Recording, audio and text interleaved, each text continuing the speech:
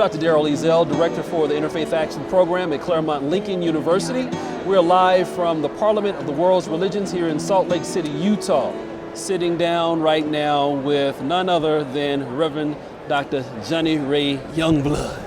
It's good to see you. Good to see you, Doc. Haven't seen you since July. We haven't seen you since July. You were in town for the launching of the Presidents Committee on Interfaith Action. You are a member of that committee, along with roughly about 29 other dignitaries, thought leaders, literally from around the world. Yes. We wanted to come together with our chair of the committee, Reverend Dr. Joan Brown Campbell, and President Eileen Aranda, and form a working group of scholars to think seriously about interfaith work. That's right. How to promote social justice. That's right. How to promote peace. That's right. And also put our minds together and think about the year 2020, the next 5 years, which in my personal opinion will be pivotal, in world affairs and around global issues. And we had an opportunity to ask 3 serious questions. What is interfaith? What will be some of the major issues in the year 2020? And what skills would interfaith practitioners and leaders need to address those issues? And some of the issues that the group felt were extremely important: global racism, infectious diseases, environmental issues, workers' rights, human rights. The list goes on. And the group, you all were able to work together and form the special report titled Exploring the Role and Importance of Interfaith in the Year 2020. Before we jump into that conversation about July, I just want to take a step back and talk about your legacy in your work. You are the senior pastor now at Mount Pisgah in Brooklyn, New York. Yes, I am. But before Mount Pisgah, you were at the St. Paul Community Baptist Church in Brooklyn, New York. And you all did a lot of work. Yeah, we did. It was it's a marvelous memory. I left a great legacy. As we say in the community, God is good. Yes. So we've done a lot of things there. And my joy now, Doc, is that it's welling up at Mount Pisgah. So we are doing the same thing. And my being here, being invited to be a part of the President's Committee at CLU, all of those are like growing edge pieces that keep me alive. I'm almost 70, I'm 67, I don't 68. Believe you. I don't believe you. And it's giving me a new break, a new life. Right. So I'm excited. In fact, I'd never heard of the Parliament of World Religions before until being there with you guys at CLU. Yeah, we had a great time over the course of 2 days. Yes, we did. Yes, we did. Individuals from the secular humanist community, indigenous community, Jewish, Muslim, Hindu, Buddhist. I mean, the list goes on and on. We had, Brother Paul Chavez, Cesar Chavez's son, who's the president of the Chavez Foundation, and we were all thinking seriously about human rights and workers' rights. That's right. So I don't think any stones were left. Unturned. I can tell you now, no stones were left unturned. I was not sure of that in July. It's true. But after I got your report, you look back at the work you did in that small amount of time, like, wow, we were digging, we were digging. So that report that I got was just marvelous. And then to come and see this, and of course the world religions, the parliament itself is just so impacting, and then to know that I'm at least on the cusp of what will be in 2020 through CLU, makes me want to live a little while longer. I look forward to working with you. Just going back to the social justice aspect of your work. Yes. I want to kind of talk about some of the work that you did at your first church before Mount Pisgah, and working in Brooklyn. And a lot of folks, they looked at Brooklyn and said, hands off. And there were some folks that said, oh, well, churches should only open their doors, or religious institutions should only open their doors on their respective day and engage and allow people in and send people out, filled up with the Spirit. And that wasn't the case in Brooklyn. There were serious problems that were taking place in the community, and you recognized those problems from gangs and drugs and violence and the separation of disenfranchised voices between those of the middle class. And you said, no.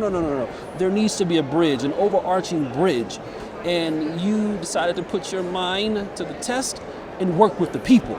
Yes. Well, first of all, I'm from New Orleans, Louisiana. Oh my. So I spent at least 21 of my years there, finished college, did high school. So I grew up in the church. I'm a child of the church. That's it. And when I realized, and it takes a while to tell the story of how realization happened, but when I realized that the church was going to be my life, that I was going to be a preacher, I cut a deal with God in my own way, and that is I could not continue what I inherited because I could not do church the way I grew up under church. So I kind of gave God an ultimatum on the call, either rescind it or recognize that I'm going to need your grace for the stuff I got to do. That's it. So I went away to Colgate, Rochester, and I like to laugh with people about that because when I got there, I found out that God had died. And see, nobody had told me about it, so I was in real trouble. My. But I got through that intellectually and then went on to work in Brooklyn. I was invited by the airplane faculty, the late Dr. William A. Jones. So I went there to work with him, learned his history, Dr. Gardner Calvin Taylor, who just left us at about 96. I knew of his legacy, Dr. Sandy Frederick Ray. So that whole business of Brooklyn being a borough that dealt with social justice and social injustices is a natural legacy for me for Brooklyn. And when I went in, I didn't go into Bedford-Stuyvesant except with Dr. Jones. Right. But when my first church called me, St. Paul Community, I was in Ocean Hill, Brownsville, which was said to be by a visiting mayor, the beginning of the end of civilization. Right. So we had no street signs, we had no street lights. We had vacant property galore. All kinds of things were happening. People were disenfranchised in the projects, et cetera, et cetera, et cetera. So what happened is I had to make the decision that Sunday morning was not enough. Sunday morning is just not enough. If life is 24/7 and if God is 24/7, then somehow or another we religionists, we faith people have to be 24/7. Right. And even if you're not always on duty, you got to always be on call, And so I went in, and the other thing that I learned from Jesus was that there is no precedent for a Lone Ranger ministry. Jesus sent the apostles out 2 by 2. Told them to multiply. And then even he being the Son of God, guess what? He walked water. He turned water into wine. He raised the dead. But he needed 12 fellas to help him. So I learned how to reach out. He needed some help. So I learned how to reach out and disciple people and give them a sense of ownership in the ministry. And the congregation grew, the commitment grew, and what's even more important, the late Dr. A.L. Patterson of Mount Corinth Church in Houston, he said, if you ask Jesus, what do you do for a living? Jesus would say, well, I work a few miracles every now and then, but I really just walk around talking to people. And that's what I began to do. I just talk to people. And up out of their talking about their lives, their past, their present, and their hopes, we were able to put the ministerial program together in terms of what made life better in Brooklyn. That's before we get to heaven. So everybody's planning on heaven, but you got to live where you are until you get to heaven. So since heaven is going to be the main course, we decided to go for some hors d'oeuvres. Well, dealing with the truth has been a part of your legacy, and you're extremely candid, in the pulpit, but also extremely authentic and candid outside the pulpit as well. And I think that the right word I'm looking for, that type of representation is needed in the 21st century, because you have a lot of individuals today who are just playing with religion, who are feeling good, but are not serious about promoting social justice and looking at inequality and ensuring that while we feel good, for example, on Sunday morning, that on Monday morning, when children don't have any food to eat before they go to school, in making sure that we can build programs and establish nonprofits and all, and work together across, in many of your cases, ecumenical lines with various denominations. And now you're overarching that, in a sense. You're building a new bridge to work with religious leaders and belief seekers and faith leaders from other belief systems. That's powerful. That's why I'm here. I'm open. This is like continuing education. Right. You know, it's like getting another degree in theology. So, I mean, I really feel good about being here. Right. And, you know, talking about my candid personality and my straight talk, I had an experience on the hillside of Colgate, Rochester. I guess it was like a wilderness of sorts. Yeah. And I said to God, I said, look, you know, I'd seen so much dancing around the issues and evading it, you know, evading the issues, that I said to God, look, in that you are love, just do me a favor. I said, God, stick your finger in your heart and just put a drop of your love in me.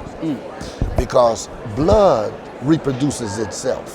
So if he would drop his love in my heart, so I do speak candidly, because none of us are eternal right now. And we need to deal with issues now and not, you know, be procrastinating and be afraid of things. And because we human beings are God's #1 channels for making the difference. God's not going to be using birds and dogs. He's going to be using us. Right. So we might as well be straight with each other.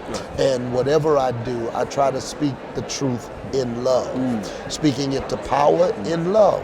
Because somehow or another, I believe that it is my responsibility to let whoever could be labeled my enemy know that they were not put on the planet to be anybody's enemy.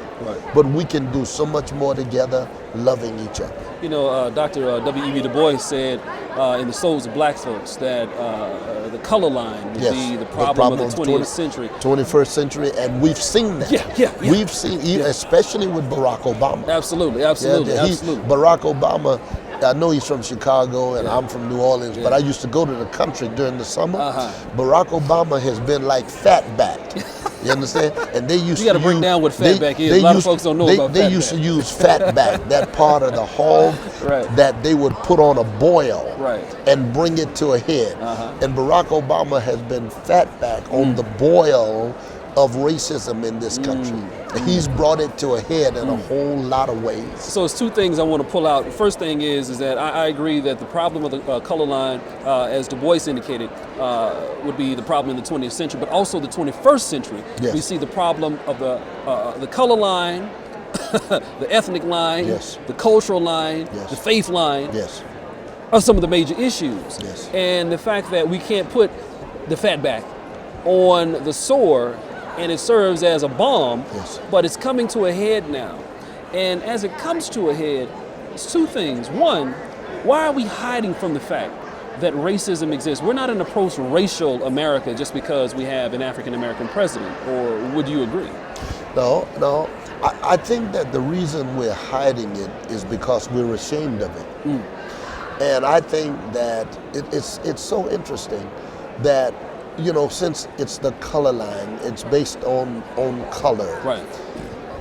Whites don't want to admit that that kind of cruelty happened nor continues in other forms and fashions. That's a hard thing to admit when you see what has been done in the name of whiteness. What's even a bit sicker is that those of us who've been the victims of it at points want to declare that we are at fault for them being that way. And in a wonderful book called Unyoung, Uncolored, and Unpoor by Colin Morris says that the morality of the victimizer is such that he would make you feel compelled for spilling blood on his carpet while he's clubbing you to death. And that's the sickness of this whole racial thing. So we're ashamed. Others of us we don't want to believe that people could do and render those kinds of injustices, not only in the name of color, but even in the name of Christ. Yeah. We see religious extremism today without a doubt. creeping out. Without a doubt. Not just with this whole focus around Islam, and That's Islam right. being That's the right. new, I hate to say it, boogeyman in a Yeah. sense. Yeah. But we see it in Buddhism, but also here in this country, Yeah. we see it especially with Christians Yeah. with regards to Christian extremism, Well, the bombing of abortion clinics and Yeah, Ku Klux Klan and individuals doing things in the name of religion. Well, you have to understand that a part of the reason I'm a renegade, like I said, I grew up in church. You're a renegade. I'm a renegade. And I grew up in a church with my mother and others. Right. But in their own way, they were religious extremists. You know what I mean? So I had to get out of it. I mean, they didn't really want you to get an education, especially in religion, you know. And then, of course, when it came down to the civil rights movement, my mother threatened me.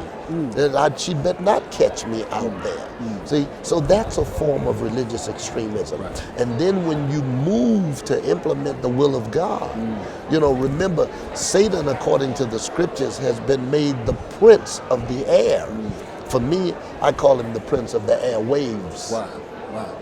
So that's radio, TV, you know, Rupert Murdoch, whoever it is. Right. You know, the Post, the Fox News. Right. Yeah. Your experience in the civil rights movement. I'm a native of Alabama. Yes, I'm a sir. child of the civil rights movement. Yes, sir. Your stuff overflowed into Louisiana. It did. See, but it welled up in Alabama. It welled up in Alabama. It came to a head, as we say, back it home did. in the state of Alabama. And on a day-to-day basis, I mean a day-to-day basis, I'd hear about my relatives' involvement in the civil rights movement, growing up with my mother and family growing up on a farm, picking cotton, Yes. being able to go to school a couple of months out of the year, and Yes. then they later, That's went right. on to college and whatnot, but they were determined. Yes. However, there were many conversations about George Wallace standing in that door. Yes. There were many conversations about John Meredith. I mean, there were many conversations about Medgar Evers and others who were seen as true leaders of the movement. Dr. King, the list goes on and on. But today, we are in a new place. I don't think that we have really moved away from the struggles of the civil rights movement. We're renaming it now, and we're trying to bring emphasis to it with respect to the Y generation, the millennials, around Black Lives Matter. Exactly. The fact that police brutality Exactly. is not a new thing. Exactly. In Not at fact, it is an age-old tool That's right. that was used in That's Philadelphia, right. used That's in right. Mississippi, That's used right. in Oakland, That's California. right. The list goes on and today. And to turn a blind eye That's right. and pretend as if, oh, well, it's just happening in one community or happening to individuals in one community is a crime in and of itself. In and of itself. That's right. And I see that we had a poignant conversation in July Yeah. when brothers and sisters from the Latino community, the white community, the indigenous communities, all of them said, hold on for a second. That's right. We see That's right. what's taking place. That's And then they right. were able to talk about some of the horrors and the traumas in their community. And we had a time of healing. Could you kind of speak to that a little bit? And also the fact that this is not a new thing that's taking place. Well, I think that the church at its best, and particularly the black church at its best, was the church of the civil rights movement. Yes. All right? And what it did is it spread The prophetic church. Yes. Okay. It spread its seeds of hope so that even Lech Walesa in Poland, all right, they sang, "We shall overcome." The young Asian who stood in Tiananmen Square got his inspiration from the civil rights movement. So now, even though it's changing names, it's still the same thing. It is the hope of the yesteryears. And even Dr. King, of course, he gave reference to Gandhi, and there were others, men not mentioned, Samuel DeWitt Proctor, Howard Thurman. Oh my goodness. These were all men behind the scenes who helped Dr. King and Jesse Jackson and Andrew Young to maintain a certain kind of stamina in that work. So that's where the hope is. The other thing that got to me once is I heard Wyatt Walker, who's just a nobleman in his own right, say that were it not for the students in Birmingham, that the movement was on the verge of dying out, of petering out. But the day that those students walked out of class, the movement took on new life. And now for the young people in Ferguson, to be doing the kinds of things they do, and to remember that even in terms of South Africa, it was the 15-year-old. Yes. You understand? Yes. Who said enough of this, enough of this, enough of this. So there's hope everywhere, in spite of the fact that a lot of people live in what I call the United States of denial. Oh my goodness. You know, yes. and it's all over the place. It's Louisiana, it's Texas, it's Missouri, it's Kansas.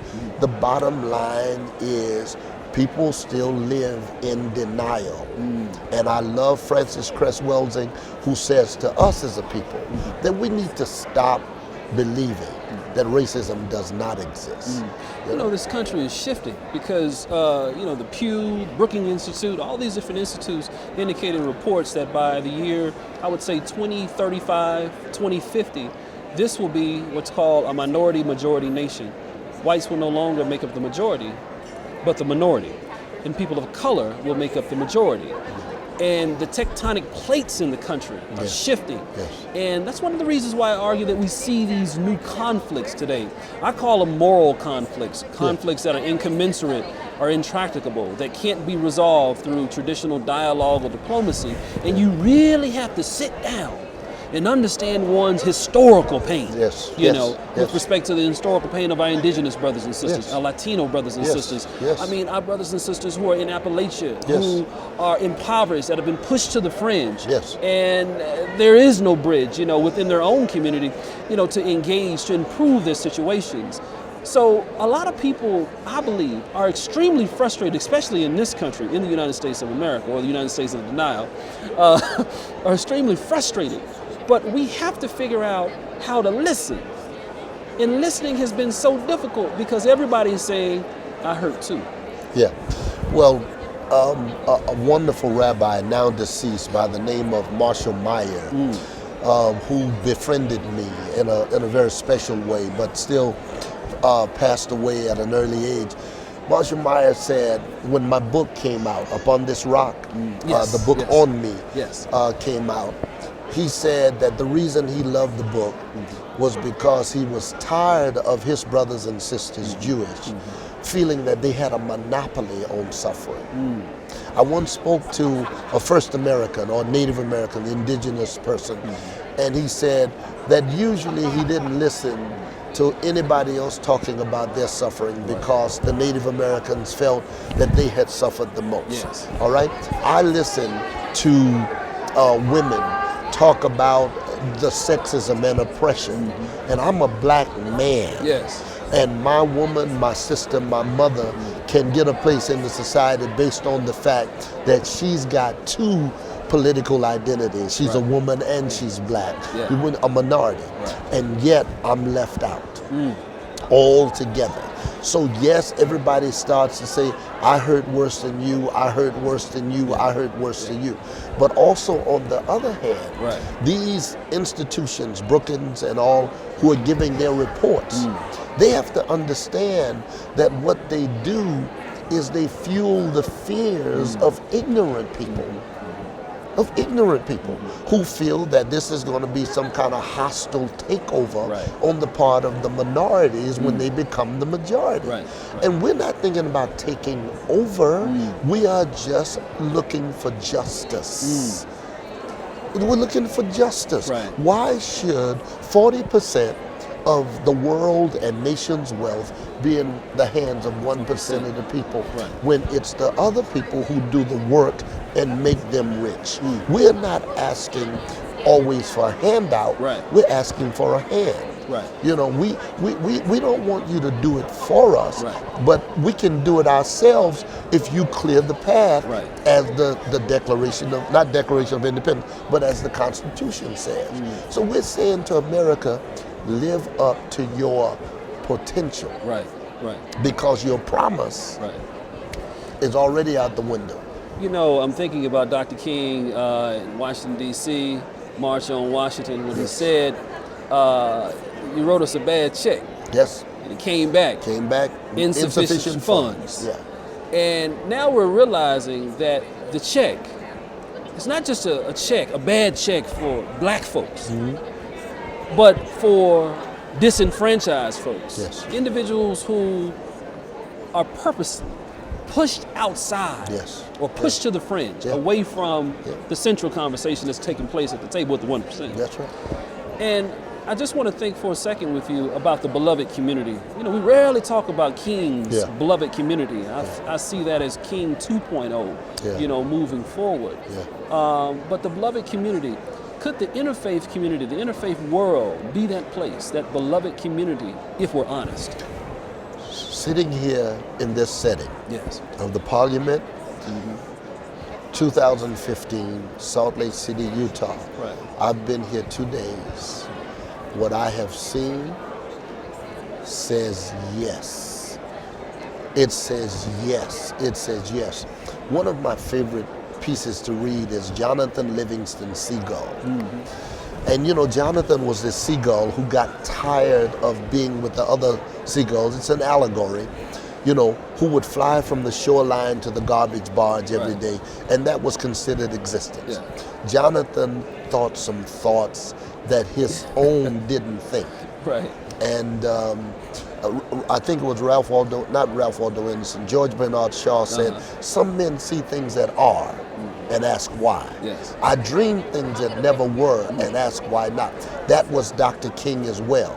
And so Dr. King talked about it. We, his people, we understood it from a biblical perspective, you know, and we knew it didn't exist, but it could exist.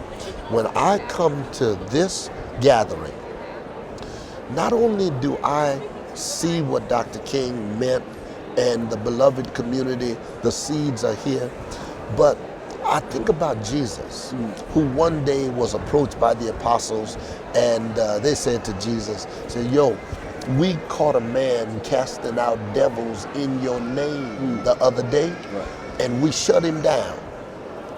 And Jesus said, you shouldn't have done that, because anybody who uses my name is for me.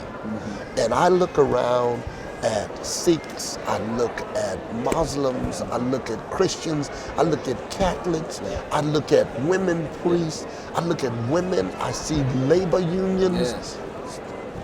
The beloved community, you can't spell it any better, Right. you know, than the Parliament on World's Religion. And thanks be to God for Claremont Lincoln University and its potential. Yes. Yes.